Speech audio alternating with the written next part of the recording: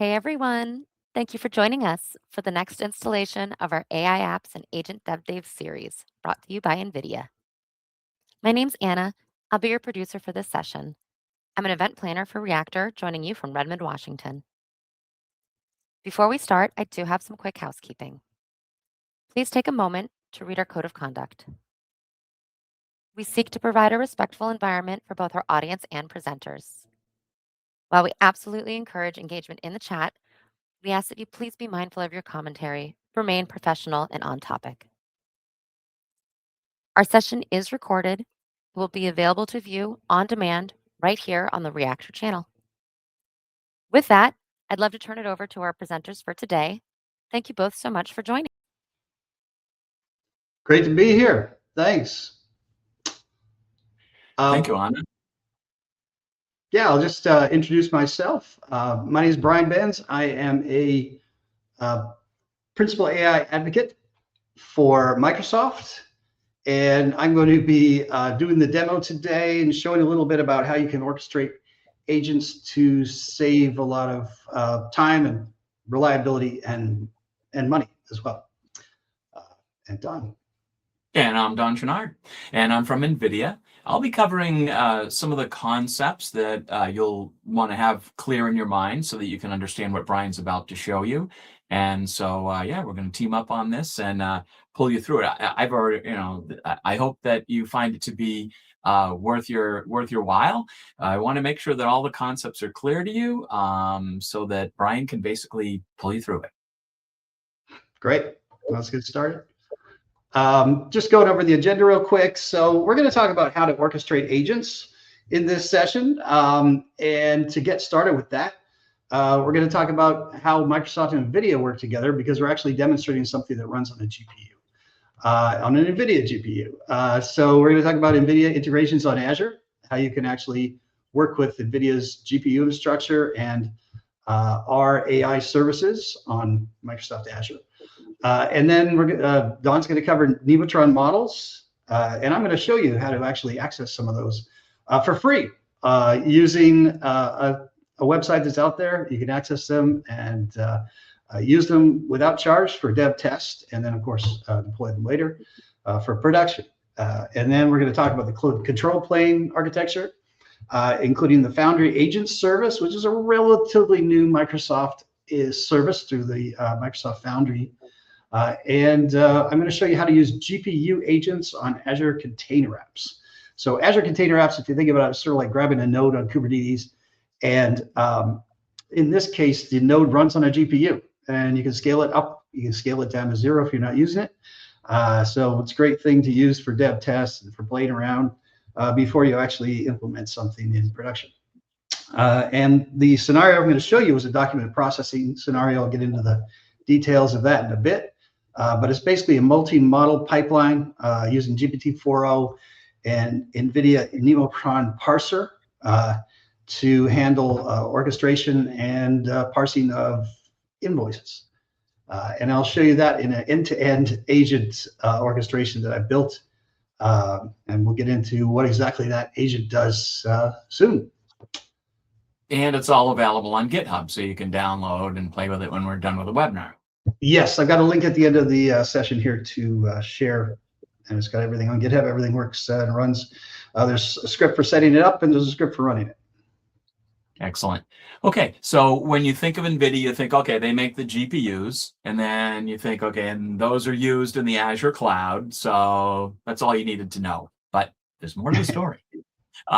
So there's lots of integrations and technologies involved. If we look, just start at the hardware level for a second here.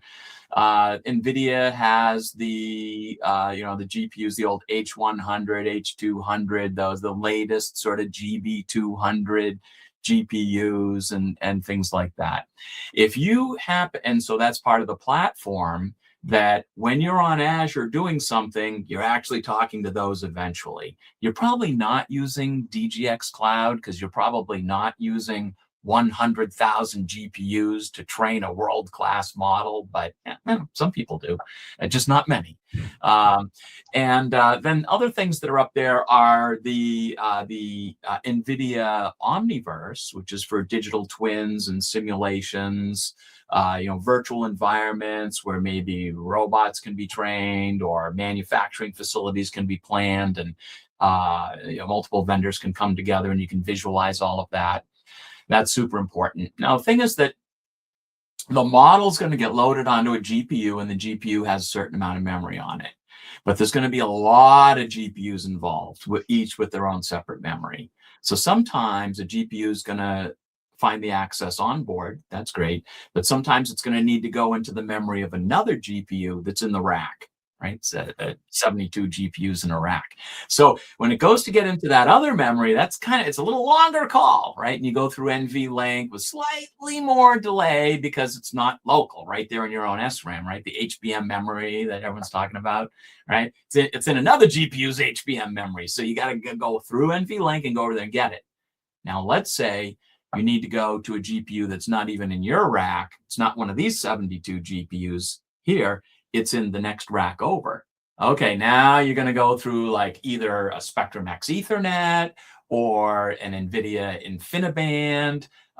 We're a leader in networking technologies these days. We bought Mellanox a while back, and that was very, very important because we knew that eventually there were going to be hundreds and thousands and millions of GPUs, and you better be able to get from one to the other one really, really fast with all the sort of like inefficiencies of the Ethernet protocol have to get out of your way so that you can get things done quickly.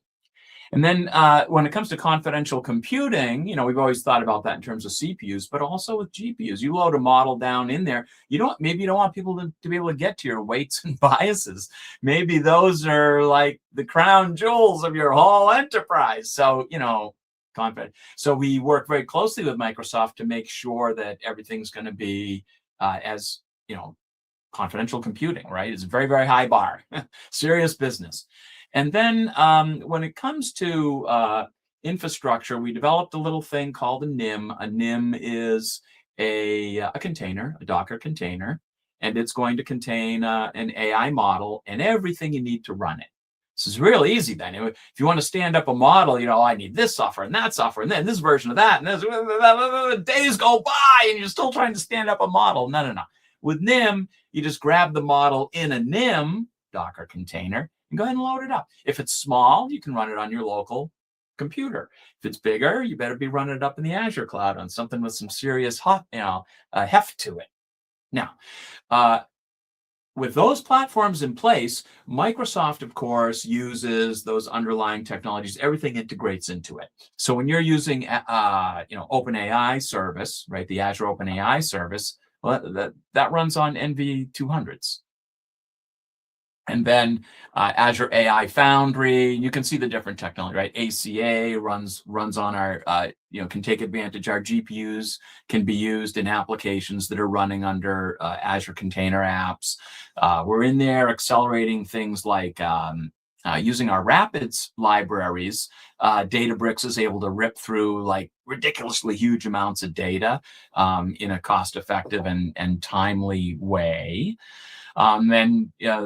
And all the way down the line to the consumer-facing things such as Microsoft 365 and Teams and Windows. And so there's a lot of integrations to be done. Fortunately, we've been working together for 20 years. So we've got it down. And now in the era of AI, we're certainly not letting up.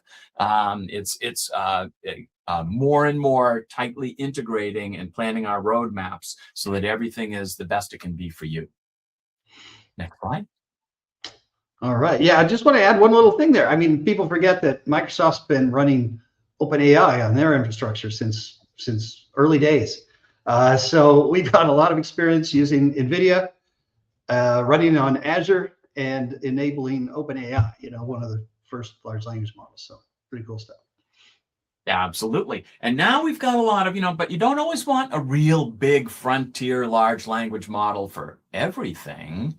Especially now, you have multi-agent architectures, you have mixture of expert architectures. You really want to have a lot of small language models and other types of models like vision models that are smaller and more manageable, and use them together to create these AI applications. So we have introduced this thing at NVIDIA called NVIDIA Nemotron. And people think, oh, well, those are the NVIDIA models. And that's true, but it's really more than just the models. Some of the models are called, Nematron, and there's a whole bunch of other open source models in there for you to be able to, pick up and use. And they're actually, they're really good models. I have some slides coming up on them. Not only do we make the open models available to you, open source models, they're all open source, but also the data that we use to train them. This is actually more valuable than to some people. They're like, whoa, yeah, I hit the jackpot. You can go and just grab those open data sources, use those for, doing maybe fine tuning or distillation, different things that you might want to do. Train up your own model, do evaluations. So lots of uses for the data. We give a bunch of libraries with that as well, part of the Nematron family, and we have a large research department. So there's over 200 research papers that we put up there as well. Next slide, please. Thank you. And so what does Nematron bring to Agentic AI? Really 4 things. The first is we bring those open models, but then moving to the right, it's important to understand that a model that comes from NVIDIA has been highly optimized. There's no one else on the planet that's going to be able to do the optimization like we are. We have a whole department that does this. It's kind of like what I was talking about earlier. Like, oh, it's a close reference to it's in another GPU, it's in another rack, it's in another data center across the world somewhere. So you need to, when you're loading up a model to run it, you need to do lots of optimizations, and we have on all of our models. They're known when you put them up against industry benchmarks for having very high accuracy, leading the leaderboards all over the place. So they're definitely worth checking out. And they're, as I was saying earlier, they're easy to deploy because we make a lot of them available as NIM. Next slide. And so the one you're going to hear about today, Brian's going to be using the NVIDIA Nemotron Parse model. That is in a family of models that we call the visual understanding family of models. But then there's these other families as well. We're not going to go into them today, but I want you to know that if you're just doing reasoning, there's the Nematron reasoning models. We've got the speech models, like leaderboard top 10 slots, 7 of them are NVIDIA, right? If you're doing speech, you want to get familiar with our speech models if you're doing speech, because they're the best in the world as measured by benchmarks. Go out and look at the leaderboards. And then for RAG, very common, people are moving to Agentic, but what they've got, they're either like mission critical. You always want to start out with something easy like a RAG application. So there's a number of different models that we put forward for use in these RAG applications. And then we put forward a RAG blueprint as well to help you if you want to do something like that. And yes, Microsoft has lots of safety things, and we've got our guardrails and some other safety things as well to complement those. Next slide. And so kind of in a summary mode here, and I hand it off to Brian, the Nematron models are bringing to Agentic AI their leading accuracy, their high throughput, the fact that they're open source, the fact that they're enterprise grade. You can get a 24/7, support contract on these things. If a CVE happens, we'll let you know, hey, there was a vulnerability and we fixed it, and here's your new bits, right? I'm on a branch that I want long-term support on, but these other branches have been happening. All that enterprise stuff that it's there, it's in place, and you're going to want that. And the end result is that you'll have faster time to market. So next slide. Now this is going to be on the quiz. No, just kidding. Yeah, right. What I did here is the point of this is that It's like better together. So the Microsoft software components that are listed at the top, you're familiar with all of those. You're Azure developers. You live in that world. But I want you to know that there are some things that you should probably learn about from NVIDIA to really, be the best in the industry that you can be. So I've listed them here, and each one, when you get the deck after, each one is a link, and you can click on it. And each link takes you to a web page. And if you click on every one of these links and you read every one of these web pages and blogs and so forth that are down there, you're going to be a genius on what's available for AI on the Azure platform, what you can get from NVIDIA that will make your life easier and make things run faster and more cost effectively. And it can be quite dramatic, by the way. If you go your own and go, okay, these are the things built into Azure that are quite visible to me, and I'll just use these, you can get a certain distance. But as you start to bring in these NVIDIA technologies, you can save yourself a lot of money. So we've got blueprints and we've got toolkits. And then we've got some tools that when you're doing, when you're manipulating data, like Curator and Data Designer and Safe Synthesizer to create synthetic data, right? As well as Retriever that does a number of different operations that you need when you're implementing a RAG blueprint. And then we've got all of our Nematron stuff and an evaluator that now you go, oh, wait a minute. I already got an Azure evaluator, true, but this evaluator is a little bit different. It has, for instance, hundreds of industry standard benchmarks in it and so forth. So it's complementary to the one that you get in Azure. So you might want to use this. It's open source, why not? And then NCG is our catalog. And then for deployment, I talked about NIM. It's a Docker container that makes it easy to deploy a model because it comes packaged with everything it needs to run and then exposes itself as an endpoint so you can start using it. Right? And life is easy. And so other Nemo microservices are tools that you would use in your applications. And our general umbrella for all of our software is called NVIDIA AI Enterprise. Now, if you happen to be in a Kubernetes environment, Run AI will make it run even more efficiently. And we've got a new, when you're looking at your inference server, sometimes it's VLLM, sometimes it's TRT LLM, but it might be a new thing. It could be Triton that's in there as your inference server in the past, but there's a new inference server in town, and that's called Dynamo, and it gives the absolute highest, capabilities. And then guardrails and auditor are in there as well. So that's kind of the, left to the reader, as Brian was saying. There'll be no quiz now, but I just wanted to try and make it easy for you to say, gosh, I'm getting my head wrapped around this. I wish I could just get a map of it. There's your map of it. So with that, I'll hand it over to you, Brian, to, let's see you rip through this PDF and see if you can make any sense out of it for us. Yes. All right. You're going to parse the PDF, aren't you? I'm actually going to start. I'm going to start with something a little bit different, which is this is something I found out on the web. AT&T had an issue, and this is the problem we're going to solve today. They had a problem. They were using 8 billion tokens a day, which is a lot of tokens, and it translates to a lot of money, a lot of energy, and all kinds of things. So they had to rethink their AI, and the way they did it was with orchestration. And I do want to mention a little bit about what a router is. So it's a router or an orchestrator. And basically, when you're talking to ChatGPT, Claude Code, Gemini, all these things, you're no longer talking to the large language model. You used to be talking to the large language model directly way back in the early days. But now you're actually talking to this thing called a router or an orchestrator. And what that does is it decides if the question you're asking is worthy to burn some tokens, or if it can be answered another way.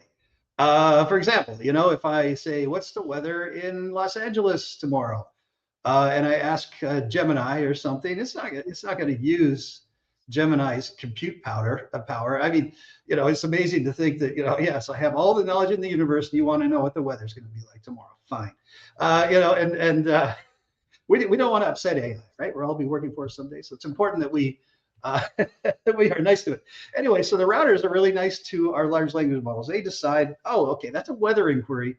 I can just go look up an open web service and get the weather for tomorrow. I don't need to use tokens or burn all that energy for a large language model to get the weather, or a math equation or something like that. There's all kinds of other ways you can do things. So that's what orchestration is in a nutshell. And what I'm going to show you today, I'm actually going to show you a live demo. I'm going to run the demo right now, and I'm going to show you what it does. And then I'm going to show you how we did it.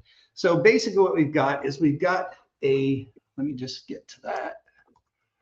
Actually, first I have to make sure that I wake up my service, and I'll tell you why I have to do this later. But basically, I have to wake up the service, and then I'm going to go into Visual Studio Code, and I'm going to show you what this service does. So it's going to run an agent. It's going to call an agent, and as it's running, I'll tell you what it's doing. But in essence, what it is a agent that gets some invoices. Actually, let's look at those invoices real quick.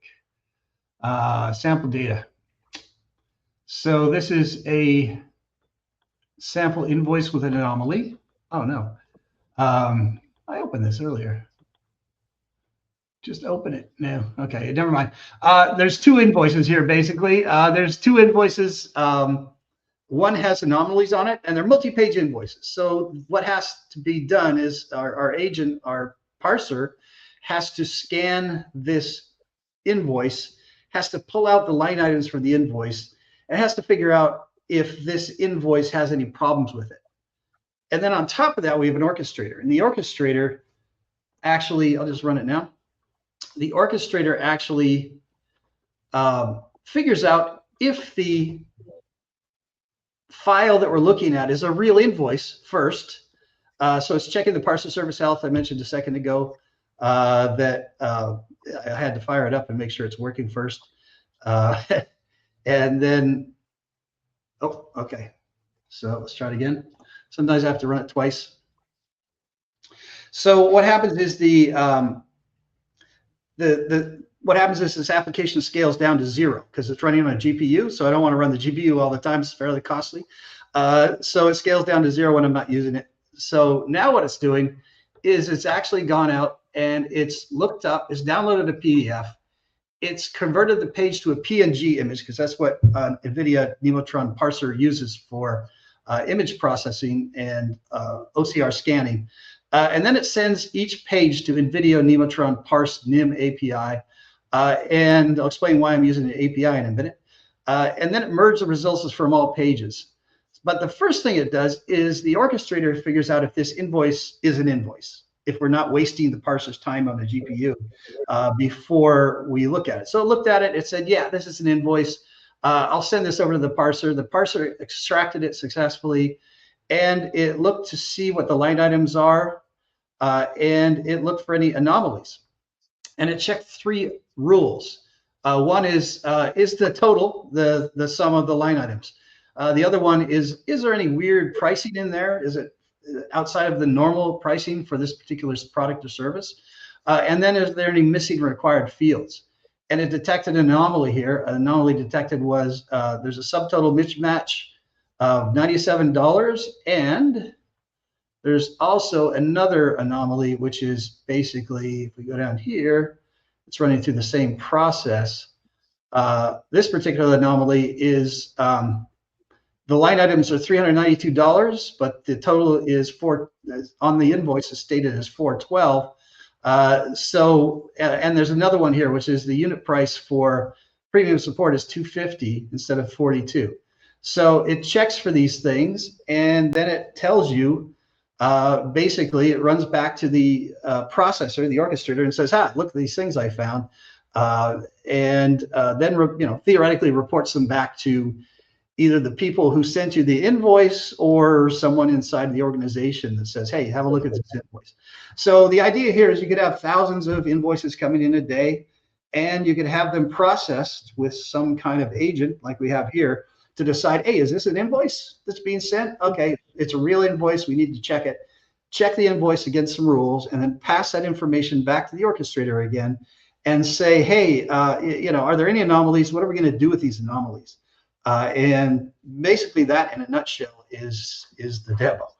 So those invoices can be in any kind of format, right? You could have thousands of invoices in hundreds of different formats. Yes, exactly. That's why you need AI. Yes, yeah, they could be anything. In this case, the PDF, we've got a converter that converts PDFs to JPEG. So the Nemotron mentioned, as I mentioned, Nemotron parser only accepts JPEG images. So anything you can fire at it could be a JPEG, could be a PDF, but then you convert it to a JPEG image and fire it over to the parser. But yes, could be anything. So, and the orchestrator will handle that part as well before it actually gets to the parser. So the parser is really good, runs on the GPU. And the reason why we're using the GPU, of course, is because it's really good for, it allows you to parse things very, very quickly, running the parallel processing that the GPU provides. So yeah, so that's just a little bit. So let's go into what we did and how we did it. If I look at the application itself, here's the resource group. So we have a GPU parse agent. That agent is running on Azure Container Apps. And as mentioned before, Azure Container Apps can run on a regular CPU. That's the standard way. And then they run on GPUs as well. And we have NVIDIA N100s and also Tesla T4s for some reason. I don't know why I have those, but we have both of those, and they can scale up and scale down to 0, as I mentioned before. That's one of the powers of the GPU. So think about it like a Kubernetes cluster, and instead of having to set up the whole Kubernetes infrastructure, you're just grabbing one node on that cluster. You're borrowing it for a few seconds, and we bill you for that time you use it. And then you could either scale it right down if you're not using it, or just leave it idle for the next query. And it can run on the GPU. So that's the advantage of ACA, especially for a demo like this. If you're going to go in production, you might want to run on a VM that is continually dedicated to some of the more powerful GPUs that Don mentioned at the beginning. And then we have a multi-agent in our AI Foundry. So inside of the AI Foundry, we have an agent that runs, and that's the orchestrator agent that basically runs the choices for it. So it checks to see if it's a real invoice, passes it to the parser, and then receives back the parsed response and figures out what to do with it. And then we have the Azure Machine Learning Workspace. That's just something that the machine learning infrastructure works on. You have to set up a workspace and then a project. And then inside of that, we've got a storage, because when you're doing this, you need storage to actually parse the images and store them temporarily. And then we've got a key vault. The key vault is something where you can store keys and endpoints, so you can dynamically configure the whole project when you're working on it. You might have, in this case, it's a very simple example with one parser and one orchestrator, but in other places you might have thousands running at once to handle whatever it is you're trying to do with the GPUs and the agents. So it's important to have that key vault for the security there. So one of the cool things we did with that is, Ryan, can I ask a quick question before you lose me? So yeah.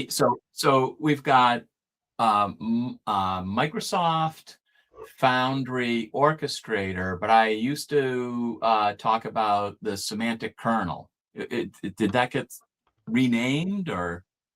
We got a new name and a new sort of operation for that called Agent Framework, Microsoft Agent Framework, and it worked closely with Azure Foundry or Microsoft Foundry to run that. Yeah, so that's what we call it now, and that's our new sort of way to handle it. So we don't call it Semantic Kernel anymore. Now it's the Microsoft Agent Framework. Right, the math.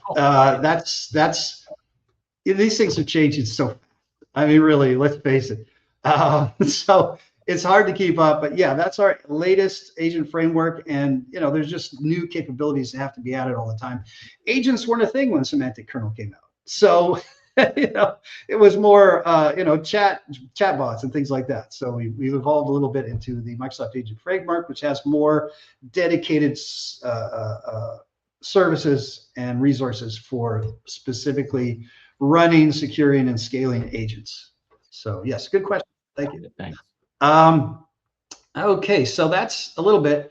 So what you can do here, we have in our models, in our model catalog, let's go in there to the Foundry. I got to get my project up here. Usually it's there. I could go into the models. Let's talk about how we actually chose the model here. Well, we chose the model because we're working on a NVIDIA Microsoft demo. But, I just want to highlight that we have 11,373 models we can choose from. And I chose two. I chose GPT-4o. This is the AI Foundry, by the way, folks, who don't know it, ai.azure.com. I always have to back up and mention that. But yes, inside there, we have a model catalog. And inside that model catalog, we have 11,373 models to choose from. Most of them are Hugging Face. I believe, yeah, 10,978 of them are Hugging Face. But we have all kinds of things that you can do with these models and all kinds of contributors to them, including NVIDIA. There we go. So NVIDIA has 29 models in the AI Foundry. And the one we used, if you search for Parse, it's not just that we're working with NVIDIA on this, it's that there's actually one model that works. If I take out the NVIDIA thing even, there's really only three choices. There's a couple from Hugging Face, which is the Wild Wild West. You can try to use them if you want, YOLO. Or you can use the NVIDIA Nemotron parser. And the Nematron parser actually has the capabilities that we're looking for. Let's get rid of all this clutter. And basically, it tells you it can import text to image, and it only supports JPEG. And it gives you the intended use case. It gives you some sample code and some things you can use. And by the way, I generated the code sample here in Python using the sample code that's provided inside here. And there's some benchmarking here. So the benchmarking is really important.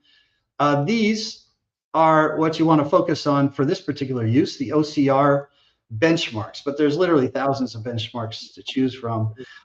These are the ones that we're going to use. Oh, and the vision average, of course. So these are fairly high for OCR. And as you can see, when I do the OCR, it actually works exceptionally well. You saw in the demo, it picked out the line items for the images fairly well. If I look at the sample docs, for example, here we go. Sample data. I think I can look at them in here. So you can see, yeah, okay. So it's Alpine Office Supplies, and it's got the line items, and they're across two different pages, and there's a different header at the top and stuff. So they use these things called bounding boxes, and it works really well with some of the Python libraries I used, and Nematron parser to return the values that you need into these things called bounding boxes that the orchestrator can use to choose things. So now, it's like the first call is, what are the bounding boxes? And then there's a call, okay, first bounding box, what's in that one? Next bounding box, what's in that one, right? Exactly, yes. So it scans everything. But then because it's a Nematron parser, it parses it really well and puts it in the right places so that there are very little errors. In fact, no errors in my demo. That I have run it several times. It gives you the same consistent results all the time, which is great. Not always the case. So it's when you're working with large language models, they can be capricious, but Nematron parse is really, really good. It's been great at figuring out everything, parsing it, and giving us back the values that the parser needs and the orchestrator needs to make decisions. So the other thing we did was we used GPT-4 as well. And the reason we use GPT-4 is because you don't need, I could have used the latest model. In fact, GPT-5.4 just came out late last week. I could use that, but why? All we're doing in this particular case is making decisions based on some parsed data, and an old model that's cheaper and burns less tokens like GPT-4 is perfectly fine for the purposes of this kind of thing. And it processes it consistently. So those two things you need. You need security, consistency, and scalability. We've got scalability through AI Foundry, and if it's running agents and it's calling the GPT-4 a model to run the decision-making part of this, the orchestrator, and then it calls the parser to do its part. So we've got a couple fairly small models. We do not need all the knowledge of the known universe to figure out what needs to be done with an invoice. I mean, it'd be nice, but there's costs involved and all kinds of other things in using the latest models. And it uses a lot more tokens. A reasoning model, for example, uses a lot more tokens than plain old GPT-4 for doing this kind of stuff. So those are a couple of decisions that went into this, the choices. So one interesting thing I do want to mention, we didn't more use... interesting too, Brian, because now you've got one model, the Nematron Parse model, that you've got up and running, and then you're using 4.0 through OpenAI API, right? Yes, we're using OpenAI API, exactly, and we're running that inside, so it's accessed by an agent, and so everything is secure and managed by those agents, and the agent itself is calling GPT 4.0. So and like I say, it's a big enough model that it does the job and it does it consistently, and the orchestrator level provides the security and the scalability as well. So. Very cool. It's going back to that router thing we were talking about earlier. So the router is the orchestrator, and basically just does a job you need it to do. Now I can deploy this. I can deploy out the parser into AI Foundry. It's going to give me a dedicated model running on a virtual machine. But once again, and this is good for folks who are out there who want to try this at home. I can use this model, I can deploy it, I can set it up in a different location, all that good stuff, but I don't actually need to, because Don was mentioning developer.nvidia.com. I'm going to show something I think is pretty cool as well, and this is build.nvidia.com. So you go out, you can sign up for build.nvidia.com, and you can choose a model that you want to work with. And you don't need to deploy it. You just get a token from NVIDIA. So NVIDIA will send you a token, and you point it to a certain endpoint, and you tell it which model you want to work with, and it will actually go out and get, it will actually give you temporary access to that model to try things out. I wouldn't recommend putting it in production. I'm not sure what the token limits are and stuff like that. For the purposes of something like this, where I'm doing some prototypes, I'm doing a minimal viable product, MVP, and I want to just try things out, I can just get that token from here at buildnvidia.com and deploy this. So by the way, I work for Microsoft. I have to say as well, GitHub Models, and I'm telling you this because it's actually pretty cool. GitHub Models works the same way. So there is the same idea. We have a bunch of models from different providers. Unfortunately, NVIDIA's parser wasn't in there, but you can do the same thing. You get a token, an endpoint, and the name of the model, and you can start interacting with it immediately without deploying anything to test out your application. And one of the cool things they do here is Nematron Parse. They have code that you can use, and that code can just be used. I copy and paste this into my VS Code over here and into ChatGPT, and I can use Cloud Sonnet 4, which I believe is what I have over here. Cloud Opus 4.6, that's the one I was using. And I can actually plug this code in with a prompt, and I can actually just ask GitHub Copilot to generate the code for me. And I actually have the prompts in here. So I've actually shared the prompts I used to generate that code. There was some iteration. It actually needed 3 tries before we actually got the prompt that we needed. And then we used that to generate the code you see here.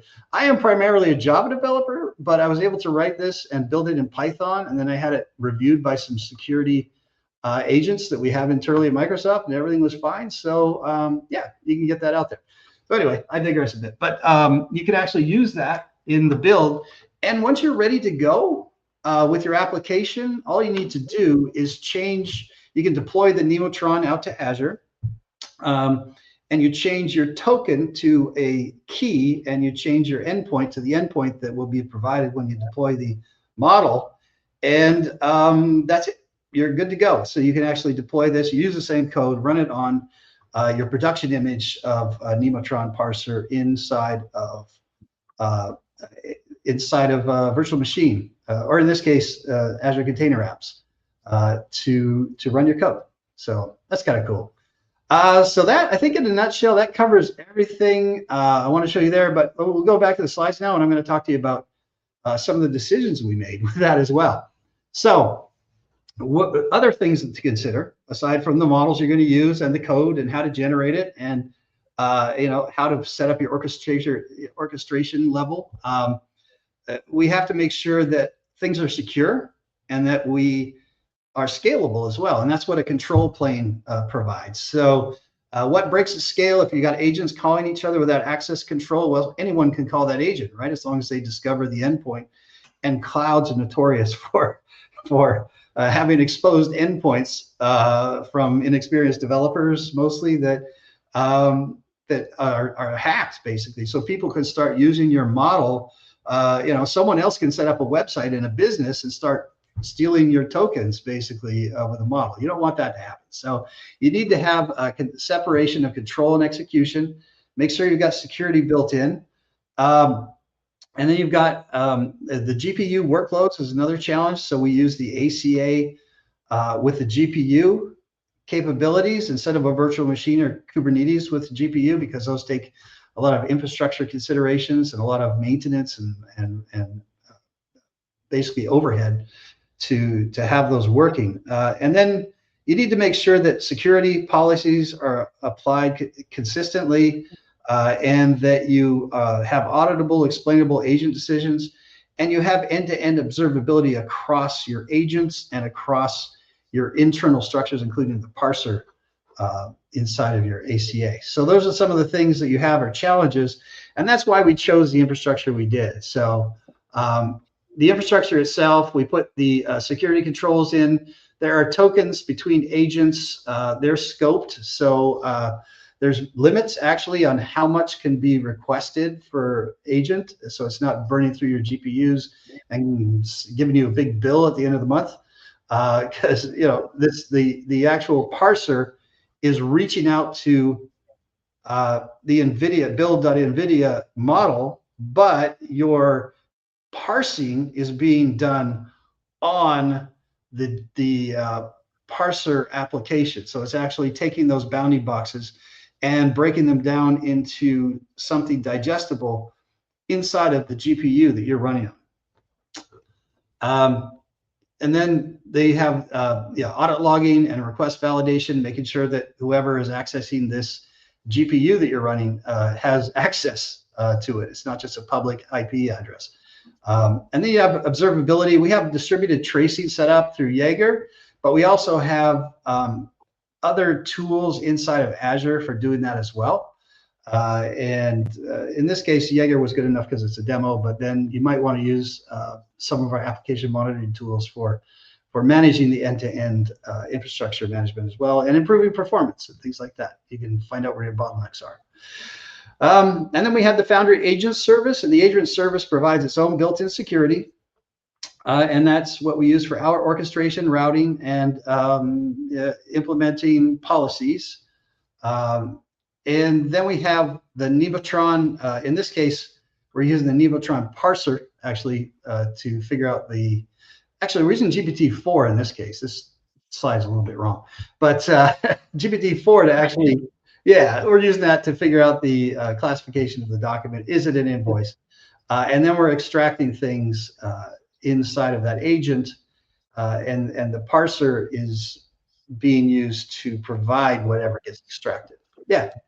So Brian, these agents, they obviously have to run under some identity that's in Entra ID.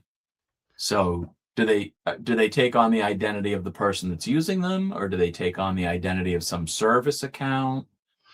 These ones actually are being used with keys. So with keys. Yes, I didn't use the Entra ID specifically for this one because we're going out to build NVIDIA. So we had to pass it some tokens and keys. And when we're running things on ACA, it was just easier to use the tokens and keys to do it. But yes, if everything was inside of Azure, so if we deployed the Nemotron model inside of AI Microsoft's Foundry, then it would make sense to put everything in Intra and set up policies and things. But because we had that little outlier where it's going out to NVIDIA, it was easier to set everything up with tokens and keys. And that's what we've got. So our key vault actually stores a bunch of tokens and keys. And the nice thing about that is inside the key vault, you can change things. So if you want to use Intra ID later. So for folks that don't know, Entra ID is our identity management system inside of Microsoft and inside of Azure. And if you want to just change it to Entra ID, you can do that through Key Vault. So you can actually set that up so that when any one of those components that are listed inside of the Key Vault can also be switched to an Entra ID managed access, as they call it. So all right, so then we've got the document. It gets ingested. They figure out if it's an invoice. It extracts the content. It validates if there are any issues based on those 3 rules that we set up, and then it returns results. So once again, ingesting it, we use GP40 to do the type. We extract things in Nematron parser called by that GPU, and then we do a quality check and we return the results, and their security, as Don pointed out, it's keys and endpoints for every hop, and that's managed by the key vault that we've got set up. Yeah, it allows you to do tracing as well. I'll show that at the end if we have time for that as well, for the tracing. I've got a Jaeger set up, but we also have application monitoring set up as well. So zero trust agent communication, as Don was alluding to. So identity and access, we can use managed identity for the agents, and you can also scope things via tokens. And so there's no shared secrets. There's no hidden information that could be exploited by a man-in-the-middle attack, something like that. It's all managed by the central key vault, so that makes it easier and secure. And let me just say that managed identities are amazing. Yes, I always lose my keys. This is actually a lot more work to do it the way I did it, but it worked well, and it's just the most flexible thing we could use when we're using that outside service. So yeah, the managed identities are great. It just automatically sets up, and you can give people access inside your org or share access outside. It's great. Yeah. Absolutely. And then we have the policy enforcement and the audit and compliance. Yeah. And let's just go into the, I hope this works. Now, those policies are policies for the agent, right? Yes. Yes.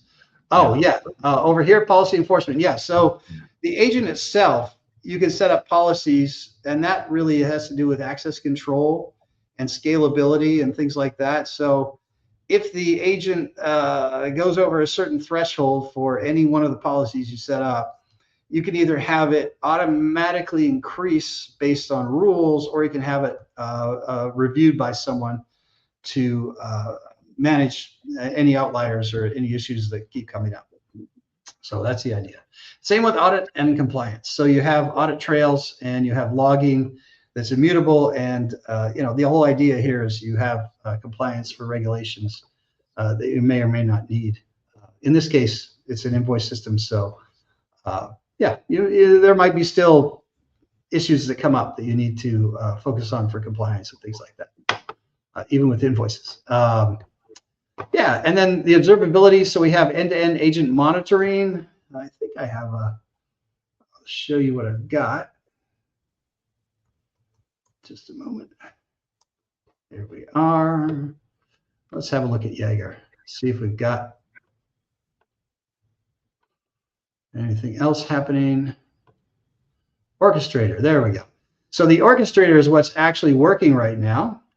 We can find traces. It's just got a couple of traces because I ran one earlier. And basically it'll give you the runtime for the orchestrator, and then a call to the parser, and then a pass back to the orchestrator. It gives you the overall timing that you have for each process. And right now we've just got a couple because I just ran it. But yeah, normally you'd have a whole bunch of different things that you could call on. If I look at the Jaeger, everything here, you'll see there's a lot more traces, a little bit of information, but not a lot of information in there. It's just Jaeger running by itself without the orchestrator. So, but yeah, so we've got end-to-end tracing. I didn't set up any custom tracing for this. All I did was enable Jaeger through open tracing, just using an instrumentation key, and we've got the end-to-end if we want to use it. But there's better ways to actually manage the orchestration as well. But I did want to highlight That's Jaeger. Now, previously I heard about log analytics. Yes. So yes. Help me understand the difference between those two. Okay, so log analytics. So we have our own Microsoft offerings. That's what I was alluding to. And Azure monitoring is basically where you can track things, and everything here gets logged. And if you have enough logs, which we don't right now, not much there, then you can actually track them and perform AI processes on them that'll tell you if there's any outliers, if there's anything weird going on. It helps detect patterns and report on anomalies inside of the operation of your application. But yeah, that's essentially what that does for log analytics. So there it is.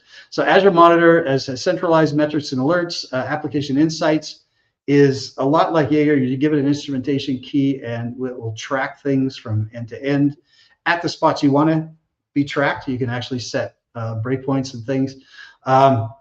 Log analytics allows you to use something called KQL, which is Kusto query language for listing queries across agent logs to give you things. And then we've got vendor neutral instrumentation with OpenTelemetry. That's what I just showed you with the Jaeger interface.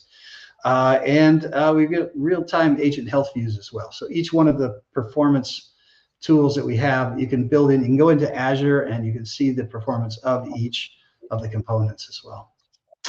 All right, so I already gave you the demo. I kind of flipped it around. I decided at the last second there to show the demo at the beginning, just to show everyone what exactly was the problem we're trying to solve and how we solved it. But yeah, we're coming up on a few minutes left. I just want to say there's a few things to do. So separate control from execution. So make sure that your security and your agent management is separate from the execution. You can put it all in one app. That's the tempting way to do it. But the way we've done it, I think, is a good model.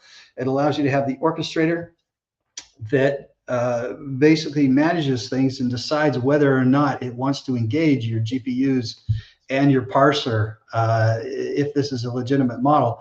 And then the orchestrator receives back the results from the parser's processing and decides if that is something that needs to be handled or if everything's just business as usual, and send this invoice off to your application into your accounts payable system to be processed as a payable invoice. And obviously that's a simple example you could use. We only have 3 rules. There was just, does it add up?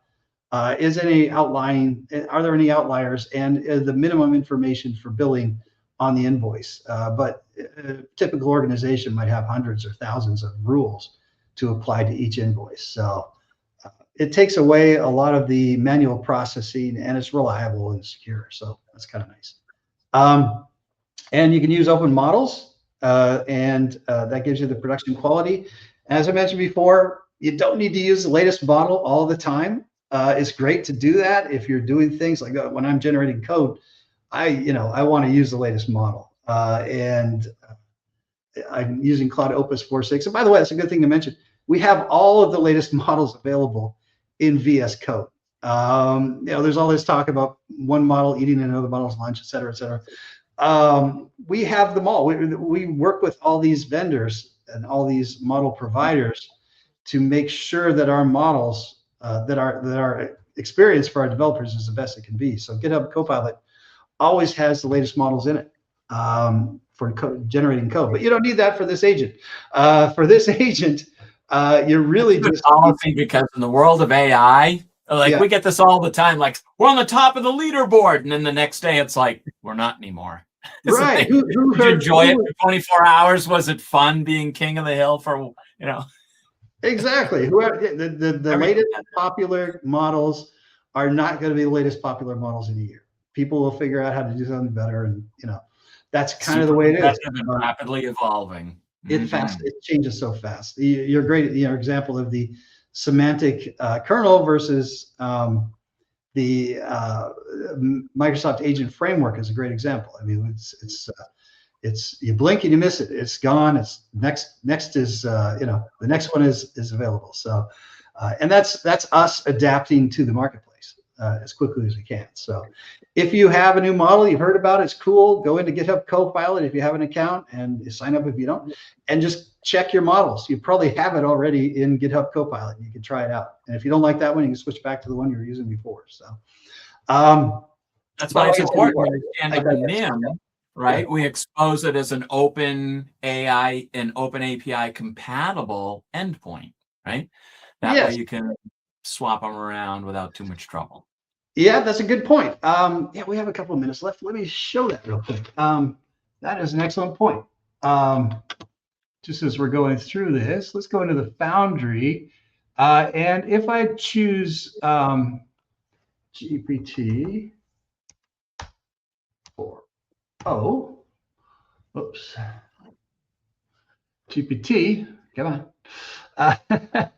on. Where is it now? I don't see. But anyway, if I choose GPT 4.0, if I choose actually any model, so let's go back to all the models we had to choose from, all back here. Now I go into 5.4 or any of these models. It gives you, once you've deployed them, GPT 5.4 is not letting me deploy. That's oh, here it is. Once I've deployed it, it actually gives you code samples that you can use to. It's a live demo. It's not a very good live demo here, but if I actually deploy this, once it's deployed, you'll see code samples that you can use and tips and tricks for actually interacting with the code. So it'll actually give you the starting blocks for working with whatever model you're working with. And back to your point, Don, there's a drop down in there for OpenAI, Azure OpenAI, AI inference infrastructure, things like that. So there's different SDKs that you can use depending on your needs. And the two that are mainly there are OpenAI and Azure OpenAI. OpenAI has the most recent stuff if you're working with that. And OpenAI is not necessarily limited to OpenAI models. It's a little bit confusing, but OpenAI Claude actually has adopted OpenAI's infrastructure for formatting for SDK. So if you have OpenAI and you want to use a Claude code model or Claude Opus, for example, it's basically the same code to access that as well. So that's the idea. And then there's other things on top of that. There's LangChain for Python, JavaScript, and Java. These are frameworks that you can use to sort of abstract the connection to your large language model as well. So you can easily swap them out behind the scenes, and the code you've written or generated these days will work the same. So, yeah. So open models, production quality. Make sure that you're using those open weight models, the ones that that we talked about in this particular case, and use the model for the job. So in this case, NVIDIA Nemotron Parse is a good niche, as you can see, from 11,000 models that we had to choose from in the Microsoft Foundry, or that there was only 3 to choose from, and NVIDIA was the only name brand model, the one that has been, vetted and considered somewhat reliable, of course. It's a much harder problem than I thought it was. I was talking to the developer and I'm like, there's lots of parsing models out there. Well, what are you doing? He's like, none of them work, Don. None of them. They all fall down. Yes. And it was a really hard problem to crack. Yeah. It was. Yeah. I mean, I'm very impressed. The OCR, I mean, I showed you the benchmarks. So the best benchmarks were 74. So 74, I don't know, believe that. So 74% accuracy. I heard That means you're actually, I heard working a all stat. weekend to fix it. You want to hear this stat? So for developers who are generating code, statistically, Claude just recently put out some benchmarks, and they have the best model at, guess what, 30%. So that means that 30% of the time, the model will work the first time. It's only 30%. Of course, a year ago it was 4%, but anyway, 30% is still, if you try to generate some code and you've been blown away with it, just remember that's only 30%. It only works for the first time 30% of the time. So interesting. Anyway, so let's wrap up. We got a couple of minutes left, but yeah, so open models, production quality, pick the right model, and don't be afraid to use older, cheaper models, depending on, just think about the task you're trying to do and figure out if the task you're trying to do has, it needs all the knowledge of the universe to do it, or it can be specified. Or smaller models. Maybe you want to take a large, expensive model and have it create a data set for you that, it has the, it has the prompt and then has the answer, right? And then take that data set and divide it up and use distillation to train a smaller model using that data set. Of course, you divided the data set, so you can train with 80% of it and then test with 20% of it. And in the end, you've got a small model that's like pretty smart. And so it's running at maybe a fifth of the cost of the big boy and giving you maybe a lot of what you need there. Can make a big difference. So AI applications now are all about orchestrating, 2, 3, 4, 5, 6, 7, 8 small language models, some of which have domain expertise. Obviously each one of them have domain expertise that's particular, and the orchestrator knows what to give to who. Exactly. So hence the purpose of our presentation, to talk about the orchestrator, because that's becoming more and more important, that router, that orchestrator, to make things work. So I'm just going to skip to this is the final slide. We're at 1 hour, 1 minute. So yeah, resources and next steps. Please do check out aka.ms/Microsoft NVIDIA demo. The slides that we just threw together, the slides that we just the final assembly of the slides, let's put it that way, that we just finished, I will post there immediately, and it'll be available, and all the code. Please do check this out. You can run this with an Azure account, which you can get for free. And you can run this with NVIDIA Builder account, and you don't need anything special. The GPT-4o is a pretty low-end, cheap model to use, so it's not going to cost you a huge amount of money to try it out on Azure. And the NVIDIA one is free. In fact, if you really wanted to hack at it, you could use GitHub Models for GPT-4 and not have to have an account at all. Do check those out, the GitHub Models. That's what I was thinking as you were talking, Brian. I'm like, yeah, try it out and then swap it out. Yeah, you can do that exactly. So it's there. Yeah, fork it, star it. Please do let us know how it goes. And thanks for joining us today. Yeah. Well, I certainly learned. Thank you, Brian. Yeah. What was that? Sorry. I said I certainly learned a ton. Thank you. Likewise. Thanks.